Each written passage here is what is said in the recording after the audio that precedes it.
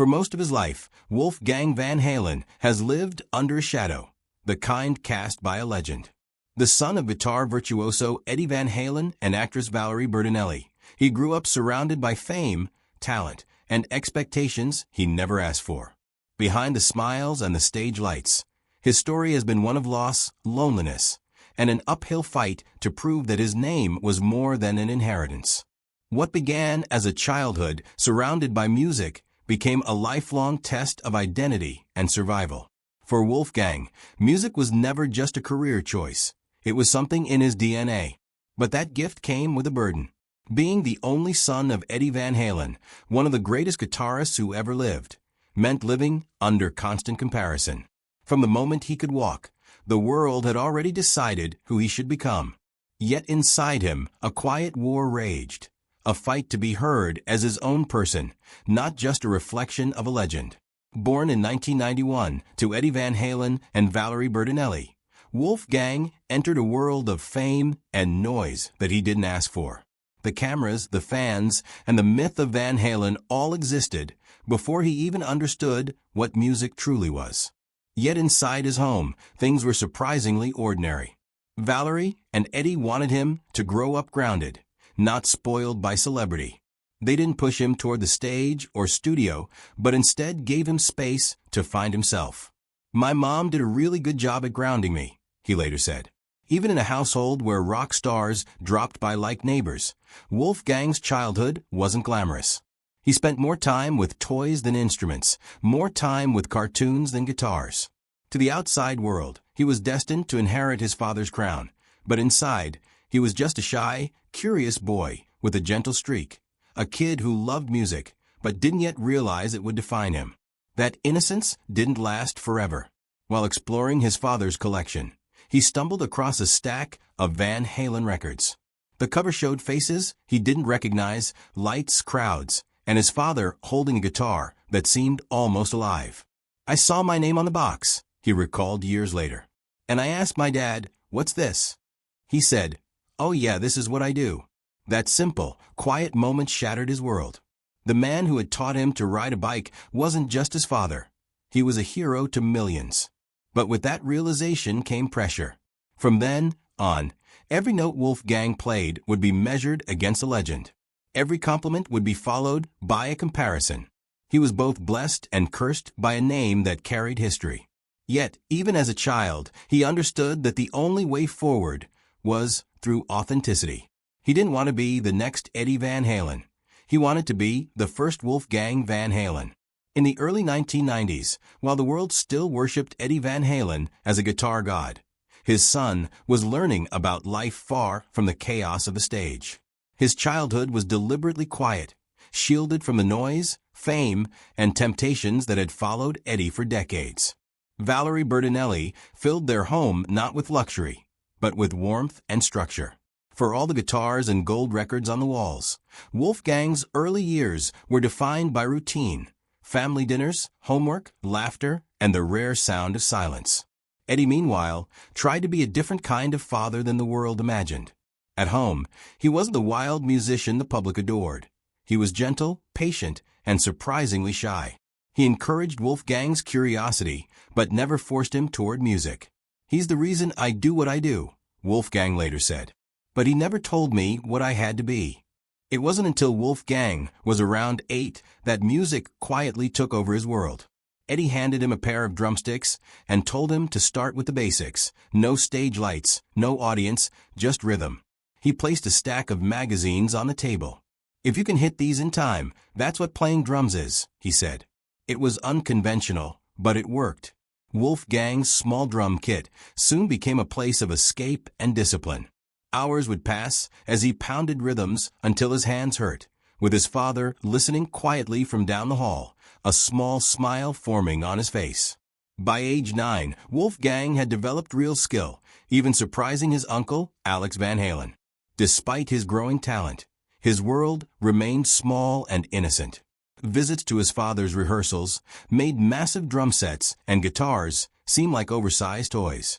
The foundations of his character, humility, curiosity, and quiet strength, were being built in that safe, protected space. As Wolfgang reached his teenage years, the quiet rhythm of his childhood evolved into something louder and more complex. After years behind the drum kit, he was inevitably drawn to the guitar, having grown up in a house where some of rock's most revolutionary riffs had been born. But for him, it wasn't about copying his father. It was about curiosity, about working out how sound could tell a story. Eddie wasn't much of a teacher. He would simply demonstrate something only he could do. The gap between father and son was technical, not emotional. Wolfgang realized the only way to learn was to teach himself. He began studying guitar tabs, listening to bands like Blink-182 and System of a Down, and experimenting with melodies into the night, developing a sound rooted in rhythm, but shaped by adolescent angst. He didn't want to imitate Van Halen's lightning-fast solos or stadium anthems. He wanted something raw, real, and modern.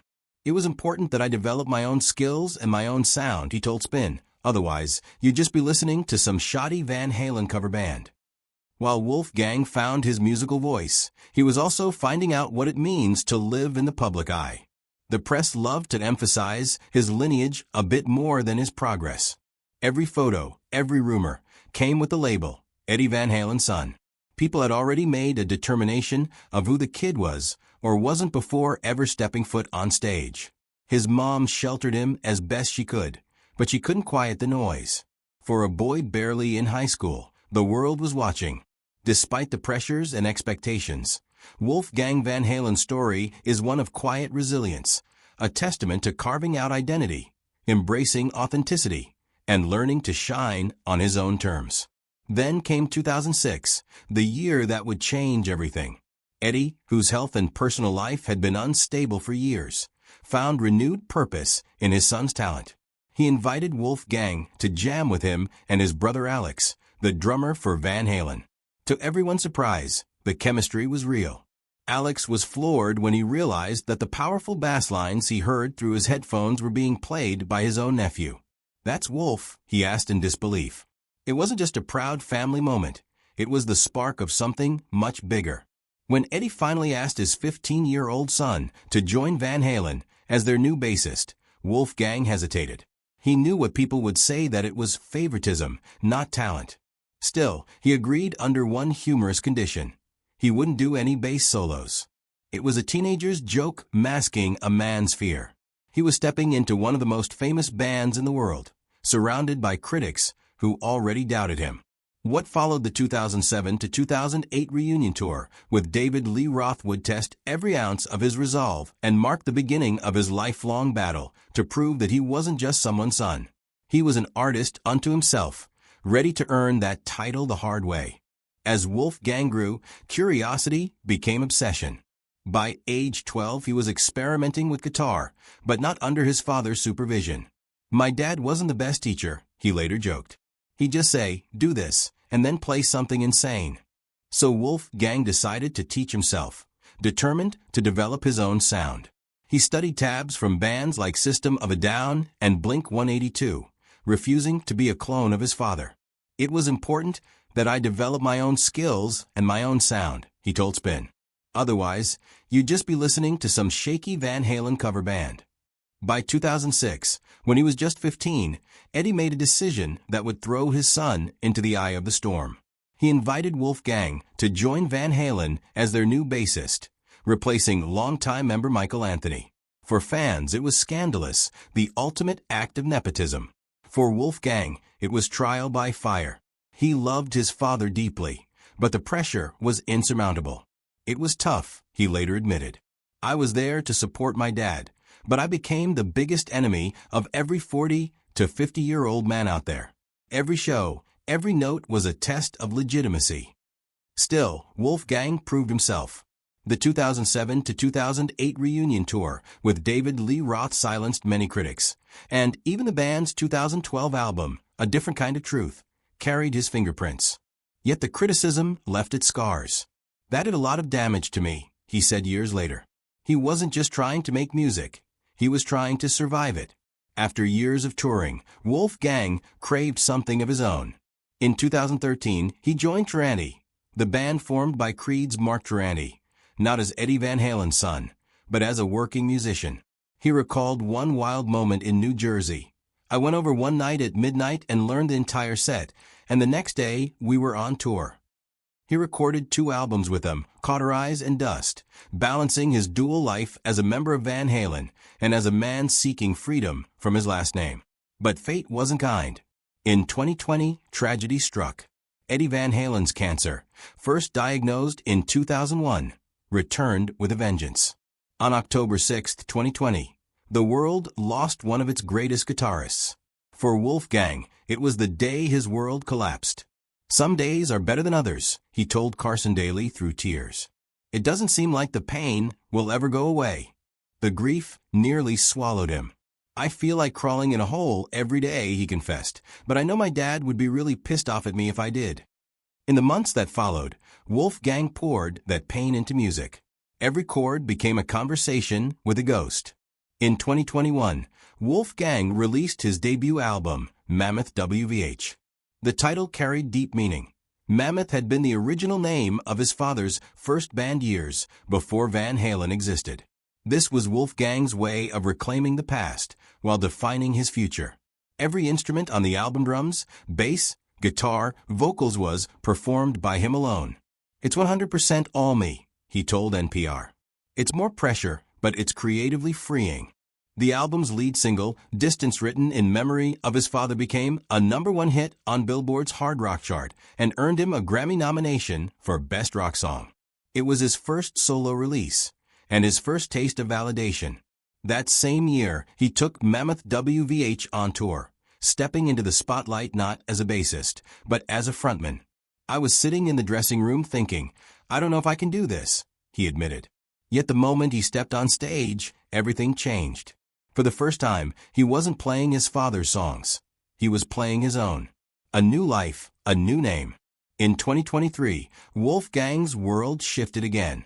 After 8 years of dating, he married photographer Andrea Alop at their Los Angeles home, surrounded by 90 friends and family. During the ceremony, a recording of Eddie Van Halen's instrumental 316, the song he wrote for Wolfgang's birth, played as the groom and his mother walked down the aisle. "It was a way to include my dad," Wolfgang said softly. That same year, he released his second album, Mammoth 2, again playing every instrument himself. His confidence had grown, but humility never left. "Luckily, people are starting to become fans of the music first, and only then realize who my dad was," he told Guitar.com. In March 2024, he made headlines again at the Oscars, performing I'm Just Ken alongside Ryan Gosling and Slash. Right when Ryan whips out his abs, there's a guitar tapping solo. He laughed. "And that's me," Wolfgang admitted. "It was surreal. Not my normal place to hang around. I felt like a fish out of water." But for a moment, the world saw him for what he truly was, a musician, not a shadow. Wolfgang Van Halen's journey has been long, painful, and full of quiet victories. He is not just carrying his father's name, he is redefining it. From the little boy drumming on magazines to a man who built an entire sound on his own, Wolfgang has become proof that grief can turn into greatness. Do you think he's finally stepped out from his father's shadow? Tell us what you think in the comments below. And don't forget to like, share, and subscribe for more stories like this.